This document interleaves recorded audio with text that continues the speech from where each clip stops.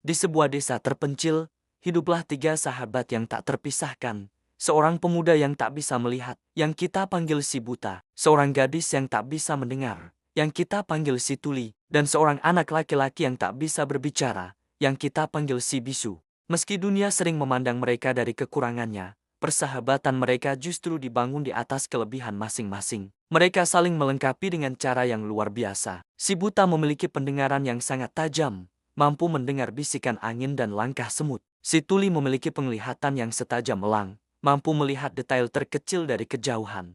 Dan si bisu, dengan tangan dan ekspresinya, adalah pencerita ulung yang bisa menyampaikan emosi dan kisah tanpa sepatah kata pun. Suatu hari, kabar buruk menyelimuti desa. Sebuah artefak suci, pusaka cahaya, yang selama ini menjaga desa dari kegelapan, telah dicuri. Tanpa pusaka itu, desa perlahan diselimuti kabut misterius yang membuat warga sakit dan putus asa. Para tetua desa sudah putus harapan. Prajurit terkuat pun gagal menemukannya. Di tengah keputusasaan itu, ketiga sahabat ini memutuskan untuk bertindak. Mereka tahu, hanya dengan menggabungkan kekuatan unik mereka, mereka punya harapan. Perjalanan mereka dimulai keesokan paginya. Mereka memasuki hutan bisikan yang gelap dan angker, tempat yang ditakuti semua orang. Saat mereka berjalan, si buta tiba-tiba berhenti. "Tunggu," katanya, "aku mendengar suara gemericik air yang aneh, bukan seperti suara sungai biasa. Terdengar seperti tangisan." Si bisu menunjuk ke arah semak belukar yang lebat, sementara si tuli, dengan matanya yang awas, melihat kilau samar di balik dedaunan. Mereka mendekat dan menemukan sebuah mata air kecil yang airnya berkilauan sedih.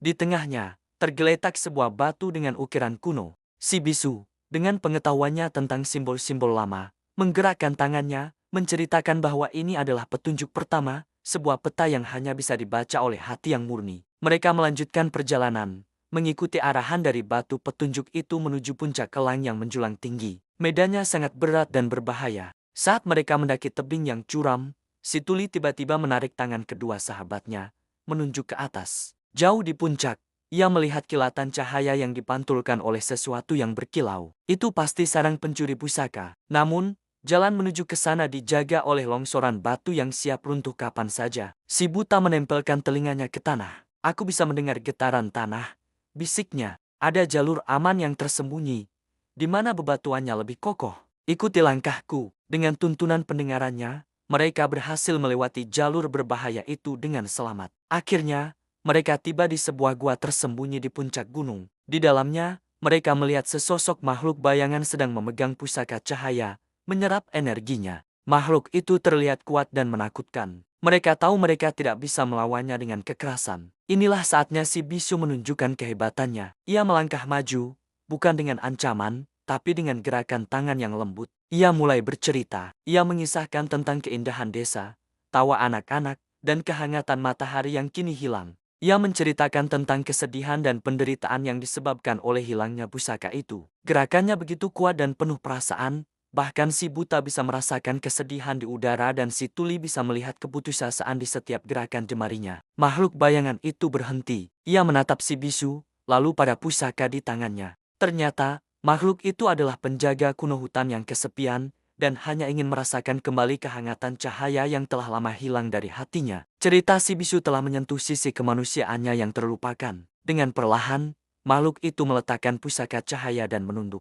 Ketiga sahabat itu mengambil kembali pusaka suci tersebut. Saat mereka kembali ke desa, kabut gelap langsung sirna, digantikan oleh cahaya matahari yang hangat. Warga desa bersorak-sorai, menyambut mereka sebagai pahlawan. Si buta, si tuli, dan si bisu tidak mengatakan apa-apa. Mereka hanya berdiri bersama, saling berpegangan tangan. Mereka telah membuktikan bahwa kekurangan bukanlah penghalang. Justru, ketika kita bersatu dan saling melengkapi, kita bisa menjadi kekuatan terbesar yang mampu mengalahkan kegelapan manapun. Legenda mereka pun diceritakan dari generasi ke generasi, sebagai pengingat abadi tentang kekuatan persahabatan, empati, dan persatuan. Terima kasih sudah menonton kisah ini. Jangan lupa untuk subscribe dan bagikan cerita ini jika kalian suka. Sampai jumpa di video berikutnya.